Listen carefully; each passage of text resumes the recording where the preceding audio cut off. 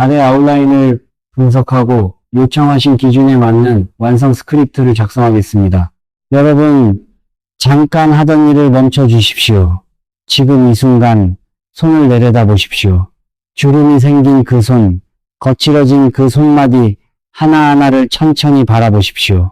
그 손으로 얼마나 많은 새벽을 일어나셨습니까? 얼마나 많은 짐을 지셨습니까? 얼마나 많은 눈물을 닦아내셨습니까?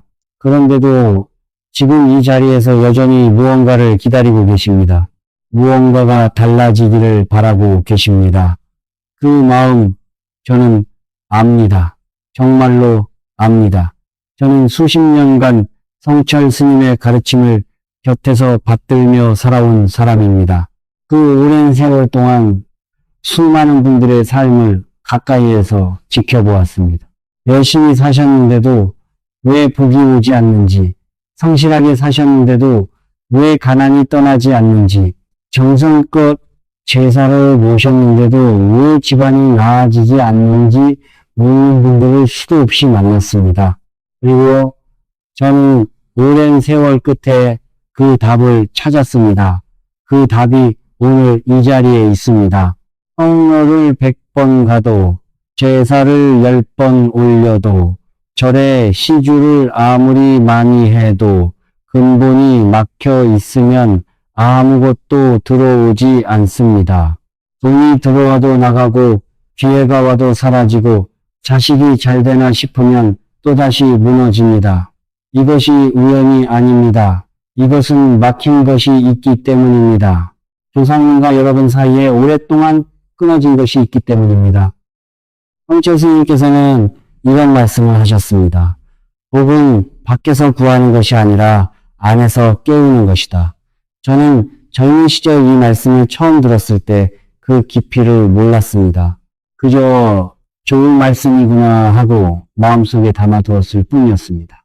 그런데 세월이 흐르고 수많은 가정을 지켜보고 수많은 눈물과 회복을 목격하면서 저는 비로소 그 말씀의 뜻을 온몸으로 이해하게 되었습니다. 여러분, 오늘 제가 드릴 말씀은 돈이 드는 방법이 아닙니다. 특별한 도구도 비싼 의식도 필요 없습니다.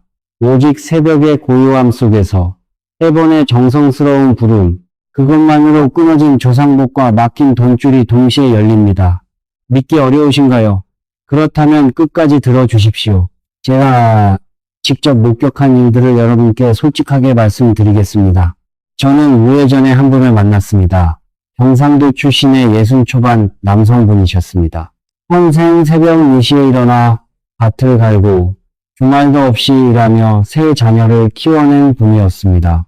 명절마다 고향을 찾아 성묘를 한 번도 빠뜨린 적이 없었고 제사상도 항상 정성스럽게 차리셨습니다. 그런데 그분의 삶은 나아지지 않았습니다. 큰아들은 사업의 실패에 빚을 안고 있었습니다. 작은 딸은 결혼 후 남편과의 갈등으로 힘들어하고 있었습니다. 그분 본인은 허리 통증으로 일도 제대로 못하는 처지가 되어 있었습니다. 그분이 저를 찾아와 말씀하셨습니다. 스님, 저는 평생 조상님 섬기는 것 하나만큼은 게을리한 적이 없는데 왜 우리 집은 이 모양입니까? 저는 그 말씀을 듣고 한동안 아무 말도 하지 못했습니다. 그분의 눈 속에 담긴 것은 분노가 아니었습니다. 수십 년의 세월이 응어리진 깊은 허탈함이었습니다. 그리고 저는 그 순간 성철 스님의 가르침 한 구절이 떠올랐습니다. 형식은 마음의 그릇일 뿐이다. 그릇이 아무리 화려해도 안에 담긴 것이 없으면 그것은 빈 그릇에 불과하다. 성묘를 가는 것, 제사를 올리는 것, 이것이 잘못된 일이 아닙니다. 그 자체는 아름답고 귀한 행위입니다. 그러나 문제는 그 행위 안에 진짜 정성이 담겨 있었는가 하는 것입니다. 저는 오랜 세월 수많은 가정을 관찰하면서 한 가지 공통된 패턴을 발견했습니다. 복이 막힌 집들은 하나같이 조상님을 의무로 모시고 있었습니다. 명절이 됐으니까, 제삿날이 됐으니까 남들이 보니까 이런 마음으로 차린 제사상과 밟은 성객길은 조상님께 닿지 않습니다. 형식만 있고 정성이 없는 부름은 끊어진 전화를 거는 것과 같습니다. 신호 자체가 가지 않는 것입니다. 조상님과 자손 사이에는 눈에 보이지 않는 실이 연결되어 있습니다. 저는 이것을 응덕의 실이라고 부릅니다. 이 실은 매일의 감사와 정성으로 강해지고 무관심과 원망과 다툼으로 약해지며 결국에는 끊어집니다. 실이 살아있을 때 조상님의 보호와 응덕은 자손에게 고스란히 흘러내려옵니다. 재물운이 트이고 자식들이 뜻밖의 귀인을 만나며 집안의 웃음이 끊이지 않습니다. 그러나 실이 끊어지면 아무리 열심히 일해도 밑빠진 독에 물 붓기가 됩니다. 들어오는 것보다 나가는 것이 많고 예상치 못한 사고와 지출이 반복되며 온 가족이 원인도 모른 채 지쳐가게 됩니다. 그 경상도 어르신의 문제는 불성실함이 아니었습니다. 그분은 평생 성실하게 사셨습니다. 문제는 단 하나였습니다. 조상님께 단 한 번이라도 진심으로 살아있는 목소리로 새벽의 고요함 속에서 직접 불러드린 적이 없었던 것입니다. 무덤 앞에서 절을 올리는 것은 조상님의 몸을 찾아가는 것입니다. 그러나 조상님의 혼은 무덤에 있지 않습니다. 혼은 살아있는 자손의 마음 속에 그 핏줄 안에 새벽의 고요한 공기 속에 머물고 있습니다. 그 혼에게 닿으려면 무덤이 아니라 여러분의 목소리가 필요합니다. 새벽에 맑은 정신으로 그 손을 모아 진심으로 불러드리는 3번의 부름이 필요합니다. 성류가 채우지 못한 것을 새벽에 단 3번의 부름이 채울 수 있습니다. 형식이 아닌 정성이, 무덤이 아닌 마음이 조상님과 여러분을 다시 잇는 유일한 다리이기 때문입니다. 성철 스님께서는 평생 단 하나의 진리를 반복해서 말씀하셨습니다. 정성이면 천지도 움직인다. 저는 젊은 시절 이 말씀을 들으며 속으로 생각했습니다. 정성이야 당연히 중요하지. 그런데 정성만으로 정말 운명이 바뀔 수 있을까? 그러나 수십 년의 세월이 흐르고 수많은 사람들의 삶이 바뀌는 것을 직접 목격한 지금 저는 확신합니다. 정성은 단순한 마음가짐이 아닙니다. 정성은 끊어진 인연을 다시 잇는 살아있는 에너지입니다. 그리고 그 에너지가 가장 강하게 작동하는 것이 바로 새벽에 드리는 3번의 부름입니다. 왜 3번인가? 성철 스님의 가르침 속에는 33이라는 숫자에 깊은 의미가 담겨 있습니다. 하늘과 땅과 사람, 이 세 기운이 하나로 만나는 순간에 인연의 문이 열린다고 하셨습니다. 3번의 부름은 단순한 반복이 아닙니다. 첫 번째 부름은 하늘에 닿고, 두 번째 부름은 땅에 스며들며, 3번째 부름은 조상님의 혼에 직접 가 닿습니다. 이 3번이 완성될 때 비로소 끊어졌던 응덕의 실이 다시 이어지기 시작합니다. 첫 번째 부름은 호명입니다. 이것은 인연의 문을 여는 열쇠입니다. 우리는 살아가면서 너무 오랫동안 조상님의 이름을 부르지 않았습니다. 절을 올리고 제사상을 차리면서도 정작 할아버지, 할머니, 저를 있게 해주신 모든 조상, 선영이시여라고 입 밖에 내어 부른 적이 얼마나 됩니까? 의의 없으면 연결이 없습니다. 저는 이것을 뿌리와 나무의 관계로 설명하고 싶습니다. 아무리 깊은 땅속에 뿌리가 있어도 나무 줄기가 그 뿌리를 향해 수분을 끌어올리지 않으면 뿌리의 힘은 위로 전달되지 않습니다. 홍명은 바로 그 수분을 끌어올리는 행위입니다. 조상님이 소리 내어 부르는 순간 끊어졌던 연결이 다시 진동하기 시작합니다. 두 번째 부름은 감사입니다. 이것은 뿌리에 물을 주는 행위입니다. 우리가 지금 이 세상에 존재하는 것은 수백 년에 걸친 조상님들의 삶과 희생 덕분입니다. 그 응덕을 당연하게 여기는 순간 응덕의 흐름은 막히기 시작합니다. 성철 스님께서는 이렇게 말씀하셨습니다. 감사할 줄 모르는 자에게 하늘은 더 이상 주지 않는다. 왜냐하면 그 그릇에는 이미 교만이 가득 차 있기 때문이다. 감사는 그릇을 비우는 행위입니다. 오늘의 저를 있게 해주셔서 감사합니다라는 한마디가 수십 년간 교만과 무관심으로 가득 찼던 그릇을 비우고 조상님의 은덕이 흘러들어올 공간을 만들어줍니다.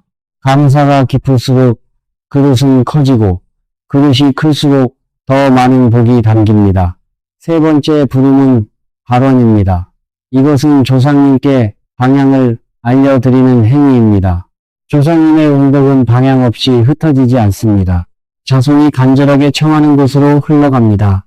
막힌 길을 열어 자손이 평안하고 가정이 번창하게 굽어 살펴주소서라는 바람은 단순한 소원이 아닙니다. 이것은 조상님의 에너지가 흘러야 할 방향을 가리키는 나침반입니다. 발언이 구체적이고 간절할수록 은덕의 흐름은 더 정확하게 여러분의 삶 속으로 스며듭니다. 저는 이것을 강물의 비유로 설명합니다. 조상님의 은덕은 산 위에서 흘러내려오는 강물과 같습니다. 발언은 그 강물을 여러분의 몸 곁으로 끌어들이는 수로입니다. 수로가 없으면 강물은 그냥 흘러 지나갑니다. 발언이 있을 때 비로소 그 물이 여러분의 삶을 적십니다. 호명으로 문을 열고 감사로 뿌리를 적시고 발언으로 방향을 잡는다.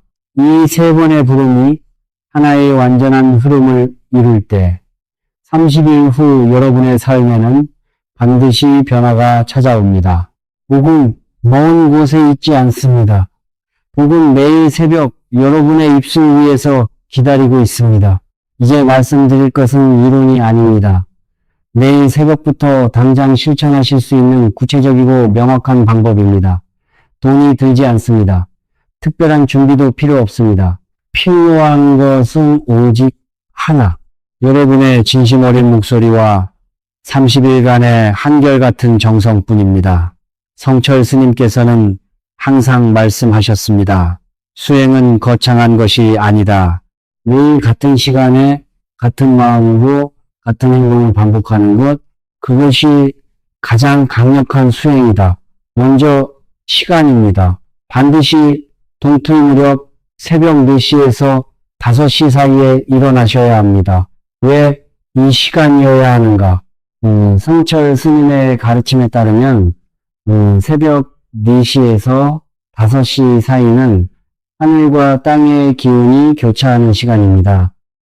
낮의 소란스러운 기운이 아직 깨어나지 않고 밤의 어두운 기운이 물러가기 시작하는 그 경계의 순간, 바로 그때 사람의 마음이 가장 순수하고 맑습니다.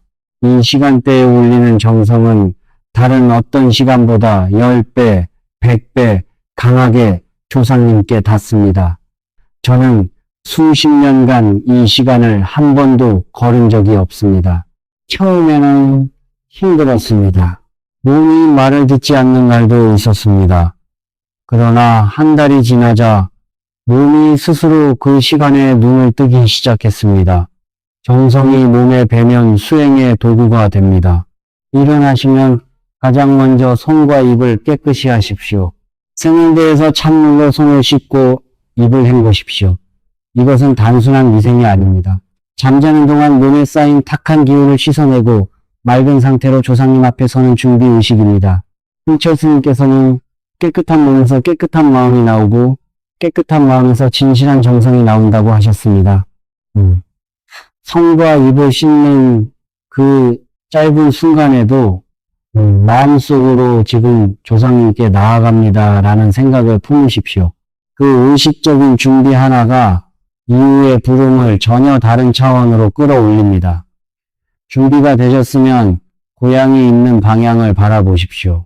고향이 어디인지 모르시거나 고향이 멀리 있다면 동쪽을 향하십시오. 동쪽은 해가 뜨는 방향, 즉 새로운 시작과 생명의 기운이 깨어나는 방향입니다. 그 방향을 향해 똑바로 서시거나 편안하게 앉으십시오. 두 손을 가슴 앞에 옹손히 모으십시오. 중요한 것은 몸의 자세가 아니라 마음이 오로지 조상님을 향하고 있는가 하는 것입니다. 이제 첫 번째 불은 호명입니다. 작은 목소리로도 충분합니다. 손이 내어 또렷하게 말씀하십시오. 할아버지, 할머니, 그리고 저를 있게 한 모든 조상, 선영이시여. 이 말을 읽는 것이 아니라 진심으로 부르는 것입니다. 오랫동안 찾아뵙지 못한 어른께 전화를 드리는 마음으로, 오랫동안 잊고 지냈던 소중한 분을 다시 부르는 마음으로 말씀드리십시오. 이 첫 번째 부름이 끊어졌던 인연에 문을 두드리는 노크입니다. 문이 열리려면 노크가 있어야 합니다. 잠시 침묵하십시오. 그 침묵 속에서 여러분의 가슴 안쪽이 따뜻해지는 느낌이 오실 수도 있습니다. 눈물이 나실 수도 있습니다. 그것을 억누르지 마십시오. 그것이 바로 끊어졌던 실이 다시 진동하기 시작하는 신호입니다. 두 번째 부름, 감사입니다. 첫 번째 부름 후 21번 고르시고 이렇게 말씀드리십시오. 오늘 저를 있게 해주셔서 감사합니다. 단순한 말처럼 들리실 수 있습니다. 그러나 이 말 안에는 수백 년의 역사가 담겨 있습니다. 여러분이 지금 숨을 쉬고 밥을 먹고 자식을 사랑할 수 있는 것, 그 모든 것이 조상님들이 험한 세상을 버텨내고 핏줄을 이어주셨기 때문입니다. 그 은덕에 진심으로 감사를 올리는 순간 여러분 안에 쌓여있던 원망과 불안과 허탈함이 조금씩 녹기 시작합니다. 감사는 마음의 때를 씻는 물입니다. 매일 아침 이 물로 마음을 씻으면 30일 후 여러분의 마음은 복을 담을 수 있는 깨끗한 그릇이 되어 있을 것입니다. 세 번째 불은 발언입니다.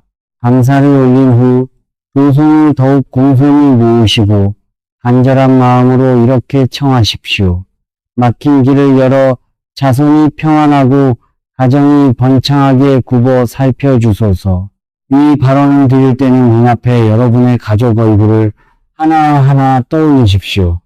배우자의 얼굴, 자식의 얼굴, 아직 풀리지 않은 빚과 걱정들, 그 모든 것을 조상 앞에 솔직하게 내려놓으십시오. 감추지 마십시오. 조상님은 이미 다 알고 계십니다. 다만 여러분이 직접 청하기를 기다리고 계십니다. 간절함이 깊을수록 발언의 힘은 강해집니다. 세 번의 부름이 끝나면 마지막으로 깊이 한번 절을 올리십시오. 그리고 조용히 자리에서 일어나십시오. 이것으로 그날의 수행은 완성됩니다. 특히 더 할 것도 덜 할 것도 없습니다. 단지 내일 새벽에도 모레 새벽에도 30일이 찰 때까지 이 세 번의 부름을 한결같이 이어가십시오. 홍철 스님께서는 말씀하셨습니다. 하루의 정성은 씨앗이요, 열흘의 정성은 싹이요, 30일의 정성은 꽃이다. 30일이 지났을 때 여러분의 삶 속에 어떤 꽃이 피어 있는지 그때 가서 직접 확인하십시오. 30일을 채운 분들에게는 반드시 무언가가 찾아옵니다. 그것이 항상 큰 사건으로 오는 것은 아닙니다. 처음에는 아주 작고 조용한 신호로 시작됩니다. 그러나 그 신호를 알아보는 눈이 있는 사람은 그것이 얼마나 소중한 시작인지를 압니다. 저는 지금부터 제가 곁에서 직접 지켜본 한 분의 이야기를 들려드리고 싶습니다. 풍년의 이야기가 아닙니다. 제가 두 후 목격한 변화입니다. 전라도에 사시는 50대 후반의 한 여성분이 계셨습니다. 남편은 몇 년 전 사업 실패로 큰 빚을 남기고 건강마저 잃었고 두 아들은 변변한 직장도 없이 집 안에만 있었습니다.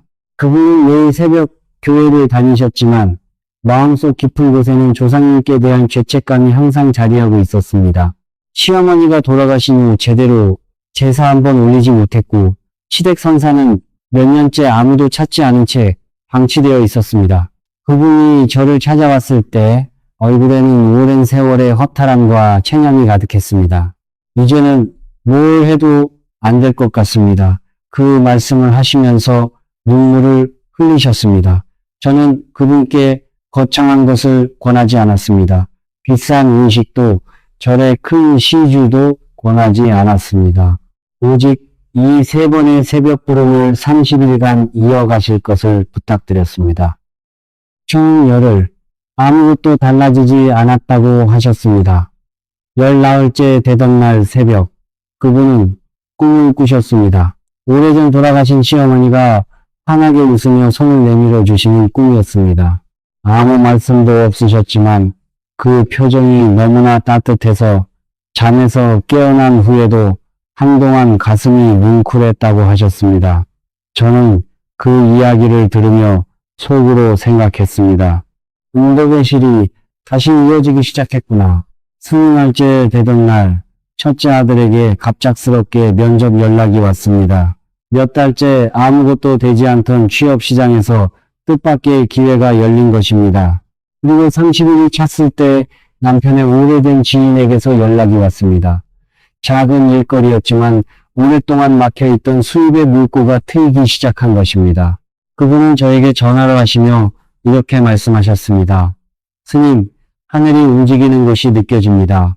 저는 그 말씀에 조용히 답했습니다. 하늘이 움직인 것이 아닙니다.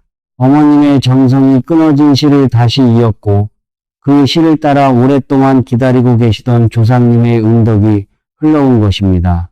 이 세 번의 부름이 효과를 발휘하기 시작할 때 나타나는 신호들이 있습니다. 저는 오랜 세월 동안 이 신호들을 반복해서 관찰해 왔습니다. 첫 번째 신호는 꿈입니다. 수행을 시작한 후 열흘에서 보름 사이에 돌아가신 조상님이 꿈에 나타나시는 경우가 많습니다. 무섭거나 어두운 꿈이 아닙니다. 대부분 환하게 웃고 계시거나 조용히 손을 잡아주시거나 아무 말 없이 따뜻하게 바라보시는 꿈입니다. 이것은 응덕의 실이 다시 연결되었다는 가장 명확한 신호입니다. 이런 꿈을 꾸셨다면 다음날 새벽 부름을 드릴 때 더욱 깊은 감사의 마음을 담아 드리십시오. 두 번째 신호는 뜻밖의 인연입니다. 오랫동안 연락이 끊겼던 사람에게서 갑자기 연락이 오거나 예상치 못한 자리에서 귀인을 만나거나 오래 막혀있던 일이 갑자기 풀리기 시작합니다. 이것은 우연이 아닙니다. 조상님의 응덕이 흐르기 시작하면 그 에너지는 가장 필요한 곳부터 먼저 길을 엽니다. 재물보다 먼저 사람이 오고 사람을 통해 재물이 따라옵니다. 성철 스님께서는 복의 씨앗은 항상 사람의 얼굴을 하고 온다고 하셨습니다. 갑작스럽게 찾아오는 인연을 가볍게 여기지 마십시오. 그 안에 여러분의 다음 장이 담겨 있을 수 있습니다. 세 번째 신호는 몸의 변화입니다. 30일 수행을 이어가면서 많은 분들이 공통적으로 말씀하시는 것이 있습니다. 새벽에 몸이 가벼워지고 오랫동안 짓눌려 있던 무거움이 조금씩 걷힌다는 것입니다. 이것은 단순한 기분의 변화가 아닙니다. 응덕의 기운이 몸 안으로 흘러 들어오면 수십 년간 쌓였던 탁한 기운이 밀려나기 시작합니다. 잠이 깊어지고 식욕이 돌아오며 오랫동안 찡그려져 있던 얼굴에 조금씩 빛이 돌아옵니다. 가족들이 먼저 알아봅니다. 요즘 얼굴이 좋아 보인다는 말을 듣기 시작한다면 그것이 바로 응덕이 흐르기 시작했다는 증거입니다. 네 번째 신호는 집안 분위기의 변화입니다. 수행을 시작하기 전에는 이유 없이 가족 간의 날이 서 있고 작은 일에도 다툼이 잦았던 집이 30일이 지나면서 조금씩 부드러워지기 시작합니다. 조상님의 응덕이 흐르는 집에는 불필요한 마찰이 줄어듭니다. 기운이 맑게 흐르는 집에는 좋은 일이 머물고 기운이 탁한 집에서는 좋은 것도 오래 머물지 못합니다. 여러분의 새벽 부름은 단지 재물만을 여는 것이 아닙니다. 집 전체의 기운을 맑게 정화하는 행위입니다. 변화는 반드시 옵니다. 다만 그것이 언제 어떤 모습으로 오는지는 사람마다 다릅니다. 어떤 분에게는 열흘 만에 오고 어떤 분에게는 30일이 꽉 차야 옵니다. 중요한 것은 중간에 포기하지 않는 것입니다. 씨앗을 심고 열흘 만에 캐내면 뿌리조차 내리지 못합니다. 30일을 채우십시오. 그것이 전부입니다. 조상님은 기다리고 계십니다. 오늘 새벽 여러분의 목소리가 그분들께 닿는 순간부터 변화는 이미 시작된 것입니다. 저는 지금부터 드리는 말씀을 가장 엄중하게 들어주시기 바랍니다. 성철 스님께서는 제자들에게 복을 여는 방법만큼이나 복을 막는 행위에 대해 더욱 철저하게 가르치셨습니다. 왜냐하면 아무리 열심히 씨앗을 심어도 누군가 매일 밤 그 씨앗을 밟아 뭉개고 있다면 싹은 절대 올라오지 않기 때문입니다. 오늘 이 영상을 보시는 분들 중에는 이미 오랫동안 정성을 다해 왔는데도 왜 변화가 없는지 의아하신 분들이 계실 것입니다. 그 답이 바로 여기에 있습니다. 우리는 알게 모르게 매일 조상님의 운덕을 갉아먹는 행위들을 반복하고 있습니다. 성철 스님의 말씀을 빌리자면 그것은 마치 한 손으로 복을 담으면서 다른 손으로 끊임없이 복을 쏟아버리는 것과 같습니다. 첫 번째 경고는 가족 간의 다툼과 원망입니다. 이것이 운덕을 끊는 가장 강력한 칼입니다. 특히 형제자매 사이의 재산 다툼, 영접을 둘러싼 갈등, 부모님 봉양 문제로 인한 반목, 이러한 다툼들이 집안에서 반복될 때마다 조상님과 자손을 잇는 실은 조금씩 끊어집니다. 성철 스님께서는 이것을 이렇게 표현하셨습니다. 자손들이 서로 칼을 겨누는 집에 조상님이 어찌 편히 앉아 계시겠느냐. 조상님이 자리를 피하시면 그 집에서 운덕은 사라진다. 지금 여러분의 가정 안에 풀리지 않은 원이나 오래된 갈등이 있다면 그것이 바로 재물과 건강과 자식 복이 막히는 근본 원인일 수 있습니다. 새벽 부름을 시작하시면서 동시에 그 갈등을 내려놓을 용기를 내십시오. 완전히 해결되지 않아도 됩니다. 다만 마음속에서 원망을 거두어 드리는 것만으로도 막혔던 기운이 조금씩 열리기 시작합니다. 두 번째 경고는 조상님에 대한 무관심과 방치입니다.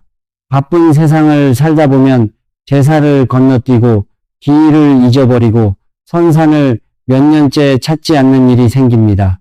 이것은 단순한 부효의 문제가 아닙니다. 조상님의 기일을 잊는다는 것은 그분들과의 연결고리를 스스로 끊어버리는 행위입니다. 저는 이것을 이렇게 설명합니다. 여러분이 오랫동안 연락하지 않고 찾아가지도 않는 어른이 계신다고 생각해 보십시오. 그분이 여러분에게 먼저 손을 내밀기가 쉽지 않을 것입니다. 조상님도 마찬가지입니다. 오늘 이 영상을 보신 후 가장 먼저 하실 일은 부모님과 조부모님의 기일을 달력에 적어두는 것입니다. 그것이 운덕의 실을 다시 읽는 첫걸음입니다. 세 번째 경고는 조상을 향한 원망의 말입니다. 우리 집안은 대대로 가난한 팔자다. 조상복도 없이 내가 뭘 기대하겠나. 혹시 이런 말들을 무심코 하신 적이 있으십니까? 성철 스님께서는 입 밖에 나온 말은 그 즉시 에너지가 된다고 하셨습니다. 조상님을 원망하는 말은 운덕의 실을 끊는 가위와 같습니다. 단 한마디가 수십 년간 쌓아온 인연을 단번에 잘라버릴 수 있습니다. 지금 이 순간부터 조상님에 대한 부정적인 말을 완전히 멈추십시오. 비록 조상님의 삶이 완전하지 않았다 하더라도 그분들이 존재하셨기에 지금의 제가 있습니다. 그 사실 하나만으로도 감사의 이유는 충분합니다. 네 번째 경고는 수행의 중단입니다. 이것이 가장 안타까운 경우입니다. 열심히 시작했다가 우울증 진화, 바쁘다는 이유로, 피곤하다는 이유로, 혹은 아직 변화가 없다는 이유로 그만두는 분들이 계십니다. 씨앗이 싹을 키우기 직전에 물을 끊어버리는 것과 같습니다. 성철 스님께서는 이것을 가장 경계하셨습니다. 수행에서 가장 위험한 순간은 시작도 아니고 끝도 아니다. 중간에 멈추는 그 순간이 가장 위험하다. 왜냐하면 그것은 조상님께 연결의 문을 다시 닫아버리는 행위이기 때문이다. 하루를 빠뜨렸다고 해서 모든 것이 무너지는 것은 아닙니다. 그러나 빠뜨린 다음날 반드시 다시 일어나야 합니다. 한번 넘어졌을 때 다시 일어나는 것, 그것이 진정한 정성입니다. 다섯 번째 경고는 불손한 마음으로 드리는 부름입니다. 형식만 갖추고 마음이 없는 부름, 우울감으로 억지로 드리는 부름, 혹은 조상님을 마치 소원을 들어주는 자판기처럼 여기는 마음, 이런 마음으로 드리는 세 번의 부름은 아무런 힘이 없습니다. 성철 스님께서는 말씀하셨습니다. 하늘은 간절한 자의 편이지 형식을 갖춘 자의 편이 아니다. 새벽에 일어나기 힘든 날도 있을 것입니다. 몸이 지쳐있는 날도 있을 것입니다. 그런 날일수록 더욱 짧게라도 진심을 담아 부르십시오. 긴 기도보다 짧은 진심이 조상님께 더 멀리 닿습니다. 지금 이 순간 여러분의 삶 속에 이 다섯 가지 중 하나라도 해당되는 것이 있다면 두려워하지 마십시오. 자책하지도 마십시오. 알게 된 것만으로도 이미 절반은 바뀐 것입니다. 성철 스님께서는 항상 말씀하셨습니다. 잘못을 아는 순간이 바로 새로운 시작의 순간이다. 오늘부터 하나씩 내려놓으십시오. 원망을 내려놓고 다툼을 내려놓고 무관심을 내려놓으십시오. 그리고 매일 새벽 조상님께 진심 어린 세 번의 부름을 올리십시오. 막혔던 것들이 하나씩 열리기 시작할 것입니다. 복을 막는 것을 멈추는 것, 그것이 복을 여는 것보다 먼저입니다. 우리는 오늘 긴 여정을 함께 걸어왔습니다. 성묘 100번이 채우지 못하는 것을 새벽에 단 3번 부름이 채울 수 있다는 진실을 함께 나누었습니다. 끊어진 운덕의 씨를 다시 잇는 호명의 힘을, 메말랐던 뿌리를 다시 적시는 감사의 깊이를, 그리고 조상님의 에너지가 흘러야 할 방향을 가리키는 발언의 간절함을 여러분의 가슴 속에 담아드렸습니다. 이제 마지막으로 저는 오늘 이 자리에서 여러분께 가장 중요한 한 가지 진실을 다시 한번 또렷하게 말씀드리고 싶습니다. 복은 운명이 아닙니다. 복은 선택입니다. 태어날 때부터 가난한 팔자가 정해져 있다거나 우리 집안은 대대로 이렇게 살 수밖에 없다거나 그 생각이야말로 여러분을 가장 오랫동안 가두어온 감옥입니다. 성철 스님께서는 평생 한 가지를 가르치셨습니다. 운명은 하늘이 짜는 것이 아니라 사람이 매일의 선택으로 짜는 것이다. 새벽에 일어나는 선택, 두 손을 모으는 선택, 원망 대신 감사를 선택하는 것, 이 작고 조용한 선택들이 30일간 쌓이면 그것이 곧 운명을 바꾸는 힘이 됩니다. 거창한 의식도, 비싼 부적도, 용한 점쟁이도 필요하지 않습니다. 필요한 것은 오직 매일 새벽 여러분의 진심 어린 목소리, 그것 하나입니다. 저는 수십 년간 성철 스님의 가르침을 곁에서 받들며 수행해 오면서 단 한 가지 변하지 않는 진리를 깨달았습니다. 정성이 쌓이면 반드시 하늘이 응답한다는 것입니다. 하루의 정성은 씨앗이고 열흘의 정성은 뿌리이며 30일의 정성은 꽃입니다. 그 꽃이 피어나는 것을 저는 수없이 목격했습니다. 빚에 짓눌려 있던 가정이 숨통이 트이고 수년간 취업이 안 되던 자식이 귀인을 만나고 오랫동안 병고에 시달리던 분이 차츰 기력을 회복하는 것을 저는 이 두 눈으로 직접 보았습니다. 그것이 기적이 아닙니다. 그것은 정성이 끊어진 인연을 다시 잇고 이어진 인연을 따라 조상님의 운덕이 자연스럽게 흘러내려온 결과입니다. 오늘 이 영상을 끝까지 보신 여러분은 이미 특별한 분들입니다. 수많은 영상 중에서 이 영상을 선택하셨다는 것, 끝까지 자리를 지키셨다는 것 자체가 이미 조상님께서 여러분을 이 자리로 이끄신 것이라고 저는 믿습니다. 여러분의 조상님은 지금 이 순간에도 여러분 곁에 계십니다. 다만 은결의 문이 닫혀 있어 그 은기가 여러분께 닿지 못하고 있을 뿐입니다. 내일 새벽 그 문을 여십시오. 세 번의 부름으로 30일의 정성으로 그 문을 활짝 여십시오. 지금 댓글란에 여러분의 발언을 적어 주십시오. 나는 2026년에 모든 빚을 다 갚았다. 우리 가정은 건강하고 화목하며 재물이 넘쳐 흐른다. 내 자식은 좋은 인연을 만나 행복하게 살고 있다. 이미 이루어진 것처럼 과거형으로 적어 주십시오. 성철 스님께서는 말씀하셨습니다. 간절한 바람을 이미 이루어진 것으로 선언하는 순간 그 에너지는 현실을 향해 움직이기 시작한다. 여러분의 발언이 담긴 댓글에 다른 분들이 좋아요를 눌러주실 것입니다. 그 좋아요 하나하나가 여러분을 향한 축복의 씨앗이 됩니다.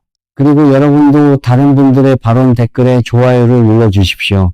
남의 복을 빌어주는 그 손가락 하나가 여러분 자신의 공덕을 쌓는 행위입니다. 성철 스님께서는 남의 복을 진심으로 빌어주는 자에게 하늘은 반드시 그 이상을 돌려준다고 하셨습니다.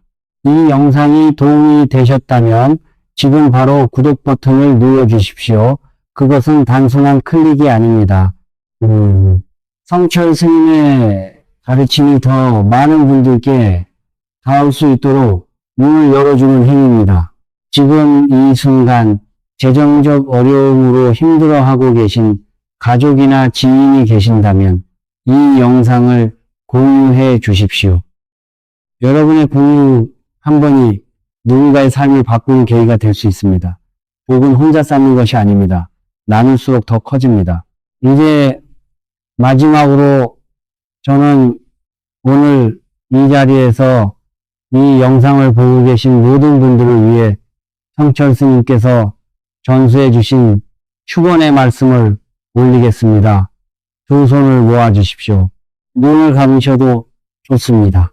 이 축원이 여러분의 가슴 깊은 곳까지 닿기를 바랍니다. 오늘 이 자리에 계신 모든 분들의 가정에 조상님의 은덕이 강물처럼 흘러들기를 축원합니다. 오랫동안 막혀있던 재물의 길이 환하게 열리고 뜻밖의 귀인이 찾아와 새로운 길을 함께 열어주기를 축원합니다. 몸과 마음의 모든 병구가 새벽 이슬처럼 거치고 온 가족이 건강하고 화목하게 웃음이 넘치는 날들이 이어지기를 축원합니다.